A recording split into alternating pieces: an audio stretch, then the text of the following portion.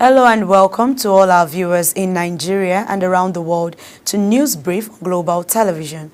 Coming to you live from the nation's capital, Abuja, I am Sharon Ajay.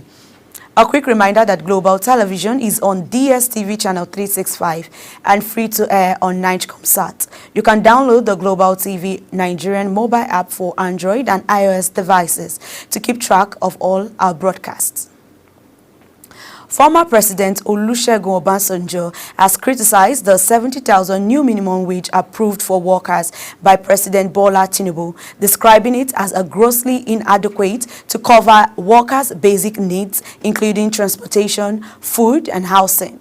The former president accused labor leaders of betraying workers by prioritizing personal interest over collective welfare. The Trade Union Congress has backed a Lagos-based National Youth Service Corps member, Ushai Ugwamaye, also known as Rai, who claimed to have received threats for criticizing President Bola Tinubu's administration. TUC President Festus Osifo says that the Corps member spoke out of frustration, advising the government not to go after her but to be tolerant of critics. The TUC boss, however, advised critics to always criticize the government within the expected norm and with some level of decorum. In business, the Asset Management Corporation of Nigeria says it has recovered over 2.1 trillion naira in debt despite its challenges since inception.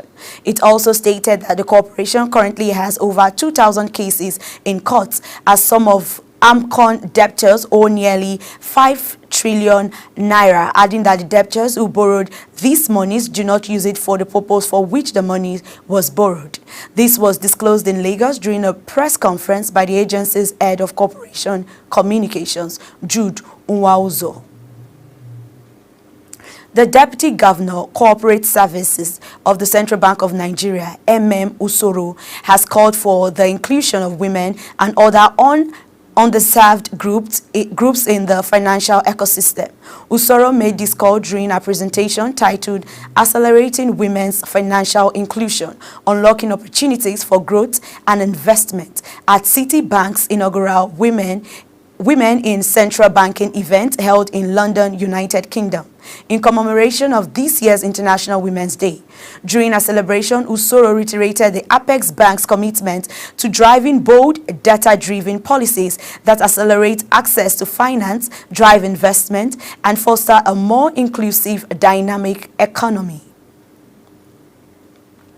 On the foreign scene, U.S. President Donald Trump says he had no intention to ease steel and aluminium tariff as Washington edges towards an all-out trade war with major partners. Since January, Trump has imposed levies on multiple trading partners and imports, including steel and aluminium, rolling financial markets and fanning fears that his plans could tip the world's biggest economy into a recession.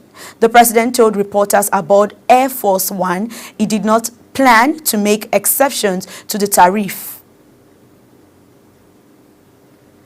And in sport, underperforming Nigerian and disadvantaged Sudan share the spotlight ahead of 2026 World Cup qualifying match day in Africa. Seeded to win Group C and automatically qualify, our Nigerian team boasting the past two African footballers of the year, Victor Osimhen and Ademola Lookman, lie fifth in a six-team section. In a qualifying competition spanning 3 years, the Super Eagles drew with Lesotho, Zimbabwe, and South Africa, then crashed in Benin in pursuit of a 7th World Cup appearance.